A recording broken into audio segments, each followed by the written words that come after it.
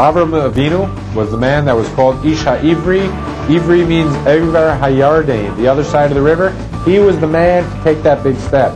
And because he had the courage to see what was messed up and stand up against it and go his own way against the way the whole world was, that's what was special about him, because he was not afraid to stand up for his truth even though everybody else was messed up. Abraham lived in terrible times when no one believed in anything and the world and civilization were morally corrupt, and Abraham managed to change that all around.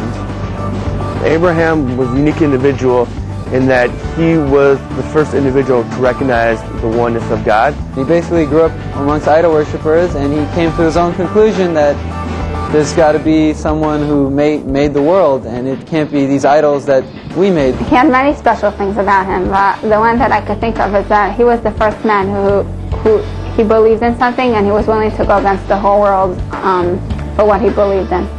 He was also a man that could take pain after being circumcised when he was 99. Our father Abraham is the founder of the Jewish people and of Judaism, and really through that he's the founder of all monotheistic religions in the world. It's amazing that one individual could have such an influence not only on his generation but on all generations that have come after him as well. Abraham, Maimonides teaches us, he was 52 years old when he came to the full realization of his faith in one God, the universal God. And his uniqueness is that he taught about God through his behavior towards other human beings. He didn't preach God, he preached kindness, compassion, charity, right and wrong. And through those methods, he was able to influence people to realize that there is a God in the world. The famous idea that the Midrash says that when he invited people to his home to eat, and after they were done eating, he said, now we have to say thank you. So they thought that he meant to say thank you to Abraham and to Sarah who prepared the meal, which certainly is true. But he said, no, we have to say thank you to the Lord that has given us our bread, that has given us life. By inviting people in your home and giving them a meal, then you can talk to them about God. If you're just going to stand up and holler about God and not do anything for human beings, it's going to be very hard to reach people, very hard to convince people of anything.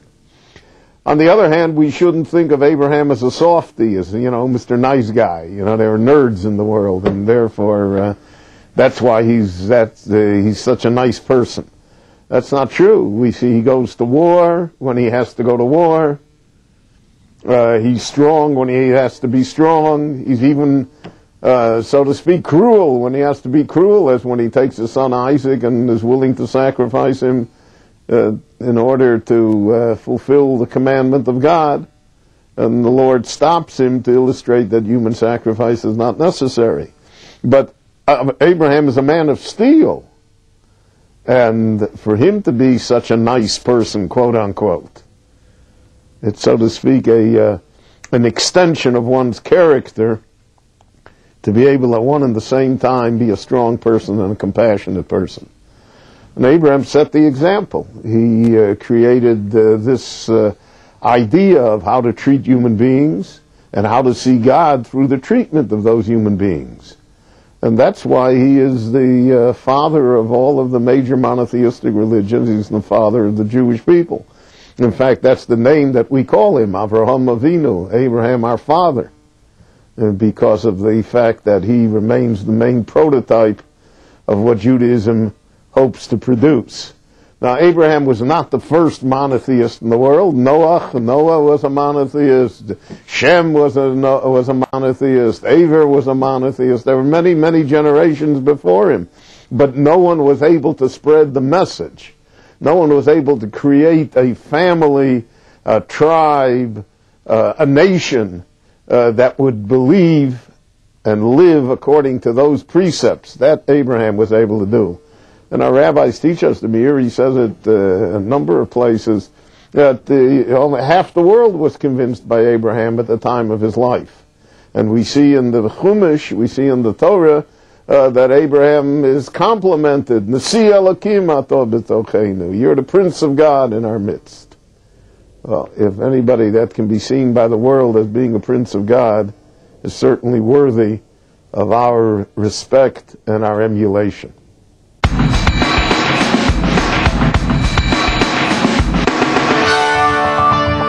Not as far as I know. Many people say that Christopher Columbus could have been Jewish himself, but with a name like Christopher, I mean, you know, that's really having a laugh in itself. I don't think he was Jewish, but I think I heard that a lot of his crew members were Jewish, as sailors and things like that. I believe Christopher Columbus was a Jew living in Spain. That's what they say his mom was, so usually that means he is. They say, this I'm not 100% sure, but they say that Columbus's navigator was a Jew. This is one of the trick questions in Jewish history. Was Christopher Columbus Jewish? What we do know about Christopher Columbus is that he came from a family that originally was Jewish. In 1391, there were great pogroms throughout Spain, and many of the Jews were forced to convert to Christianity because of the threat of being killed. Columbus's family, which originally was Jewish, became Christian and moved to Italy, lived in Genoa, where Columbus was born. Columbus himself was a Christian. However, we do find, and scholars have written many articles and books about the matter, we do find that Columbus had certain Jewish, what shall I say, characteristics. The way he wrote, phrases that he used, all were common to converso Jews who were forced to adopt Christianity on the outside, but attempted to retain some vestige of Judaism on the inside. And Columbus's crew that came to America, that discovered the new continent, there were Jews, there were crypto-Jews, and there were real Jews that were on board. And therefore, this tantalizing mystery has always existed, was Columbus Jewish or not? I think that's what's more important is the fact that Columbus's expedition to the New World was financed by Jews. Abraham Senior and other Jewish financiers in Spain were the ones that put up the money for the exploration. And two, the fact that the exploration mission, the boats left just at the very same time that the expulsion of the Jews from Spain occurred in August of 1492. And therefore, Columbus's role in discovering the New World, which would provide such a wonderful haven for Jews centuries later, is tied inextricably to Jewish history, to one of the saddest chapters in Jewish life, which is that of the expulsion from Spain. So Columbus has a role in Jewish history, even if he himself could not under any circumstances be considered to be Jewish either in halachic or in the social fashion. But nevertheless, he has Jewish attachments, which make the question so poignant, and why it hasn't gone off the table, so to speak, for many centuries.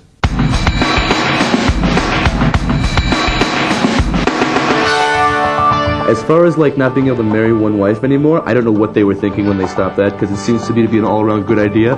God's cool with it, I'm cool with it, and like I don't know what the rabbis were thinking in the slightest. The reason why they must have stopped marrying more than one wife is because they probably were killing each other or getting jealous of each other, and therefore they just felt it'd be better for everyone to stop it. I think what happened was men got greedy and got a little things out of hand, and it was time to put an end to having lots of wives. It's been pretty recently, I'm not sure exactly when, and I think the reason for it is because even though according to the Torah it's allowed to marry more than one wife, in the world, it became accepted that people marry one person, and in order that the Jews shouldn't look immoral, they made that restriction. In the Bible, men used to marry more than one wife, but right now, I don't see any reason why we need to have more than one wife. I think you can get what you need to out of life with just one wife. I don't think anyone can handle more than half a wife, you know, and with one whole one, you got your hands full. Another 18 is not going to do you any better in fulfilling your goal in this world and in your life. I think it might be a good idea for Jews to marry more than one wife, but that's from a very selfish point of view. As for marrying only one wife, that's also good because you'll have a more intimate relationship with her if she's the only one. Polygamy was never a mainstream idea in Jewish life.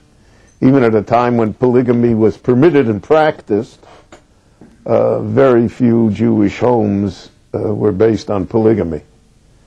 And most of the time when polygamy was practiced, it was simply because of the fact that there were women who could not be left alone in a very dangerous and anti-feminine society, and therefore needed to be part of a home, a part of a family. And therefore, many times a man would take a second wife as much out of compassion for the woman as out of his own personal needs. The rabbis always said that 2 women in the kitchen is problems, and 2 women in other rooms in the house is certainly problems. So therefore, it never was encouraged. However, in the 11th century, Rabbi Gershom, the Light of the Exile, who was really one of the founders of Ashkenazic Jewry, at a convocation of rabbis, passed a law, so to speak, a decree, that banned polygamy entirely. Part of the problem was that living in the Christian society, which even looked at askance at marriage at one wife and held that celibacy was the height of purity, 2 wives looked like immorality. And partly because of the pressures, the economic and other pressures of the exile, the ban was widely accepted. And from that time on, Ashkenazic Jewry banned polygamy, almost under all circumstances. Now, Sephardic Jewry, the Jews who lived in the Muslim countries, did not adopt Abiנו Gershom's policy, and polygamy existed there really until almost our time, till the middle of the 20th century. However, there also it was not the norm, not the mainstream, and almost in all cases there were extenuating circumstances that contributed to the fact that there was a polygamous house. And by 1950, when the Sephardic Jews began their emigration to the land of Israel, in the land of Israel polygamy was banned for everyone, so those who came with more than one wife naturally could keep them. But there were no more polygamous marriages, so that today within the Jewish people it's practically unknown that there should be any polygamous houses whatsoever, and the sanctity of the Jewish home is maintained through monogamous, faithful, loyal relationships.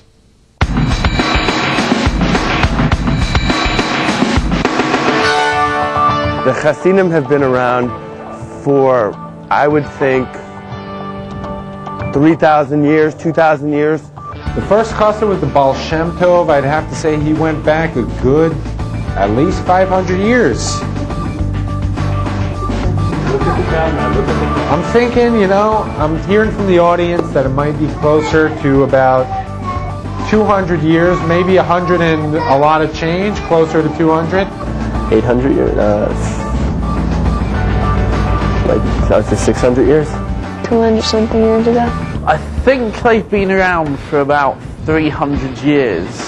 Ever since I've been in Israel, I've seen some, so That's as far as I can tell you, maybe a year and a half or two. I'm not sure what to think so much about Hasidim. I mean, like, a lot of them don't speak English, and Me'asharim, they only speak Yiddish, and I don't. But the ones I've met are, like, pretty nice guys, I guess, like that. If they want to grow them, like, Taya thingies or whatever, then, like, whatever floats their boat. I've seen weirder hairstyles, like, on Ben Yehuda Street or in America, so whatever, you know? The Hasidic movement began at the beginning of the 18th century in Eastern Europe. Its founder, Rabbi Yisrael Baal Shem Tov, was a charismatic teacher and leader who, even though he lived a relatively short life, he died in his 50s, had enormous influence on his disciples, who spread the message of Hasidus throughout Eastern Europe. Eventually, almost all Polish Jewry, Galician Jewry, Ukrainian Jewry became Hasidic, penetrated into Central Europe, Czechoslovakia, Hungary, Romania. And the Hasidic movement is a revolution, so to speak, because in the 18th century when it began, the old forms of study and of Jewish social life began to break down. You had the beginning of all sorts of changes in the general world, new ideas, the Enlightenment, ideas of urbanization and industrialization came into the world.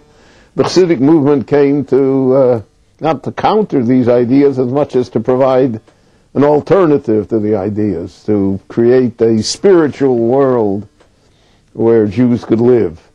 And especially because of the great persecution of the Jews under the Tsars, as the situation became worse and worse, poverty, infant mortality, pogroms, the Hasidic movement provided an escape into a world of the spirit, into a world that was much more comforting, had greater vision, less pressures. It's an interesting thing that the Hasidim eventually said that this world that we live in is not the real world, but that there is a real world where all of these injustices, all of this violence, all of this hatred really doesn't exist. And Chassidus is a very complicated thing. It's been oversimplified to say it's a movement of joy. Yes, it is. It's a movement of song. Yes, it is. It's a movement of prayer. Yes, it is. It's a movement for the masses. Yes, it is. But it's much more than that. And it's very, very complex and complicated, and it's divided into many, many different groups, subsections, subgroupings. I think there are hundreds of different Hasidic sects. Because of that, it doesn't lend itself to easy interpretation or to a view of it as being monolithic.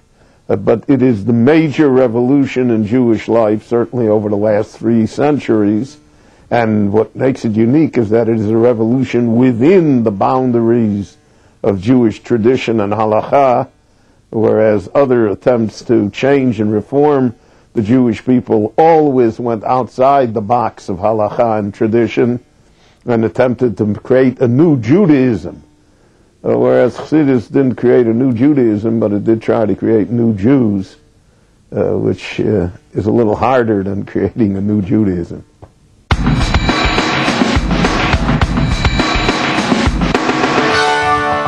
The Messiah is a very old man with a very long white beard who will come all dressed in white and barefoot but will be numb to pain, and he will have a big brown walking stick, bright blue eyes, very long uncombed hair, and will tell everybody the end of days is now. If you ask like any amount of people, they'll tell you a whole bunch of different stuff about the whole thing with the Messiah, but like my own personal thing is just like when like the Messiah comes, like that's when like people are finally gonna like be smart about like what matters and what doesn't. The Messiah is a man, a regular human being, born in blood, that when he comes, it will be the time when the whole world will unite, when there will be peace on earth.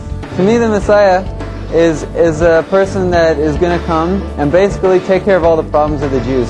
The Jewish idea of the Messiah is a human being who will arise and will complete the redemption of the Jewish people, the restoration of the land of Israel to the Jewish people.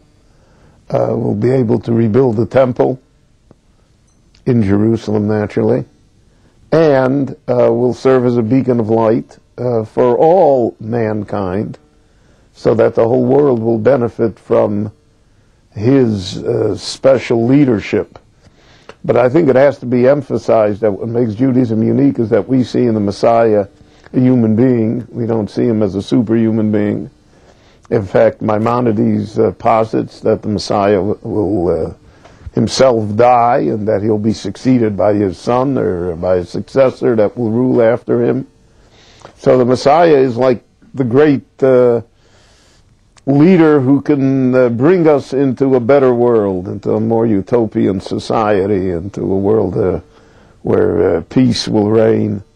But the Messianic era, there are different views of it in Jewish life. The Maimonidean view, for instance, is a very bland Messianic era, where nothing supernatural will take place.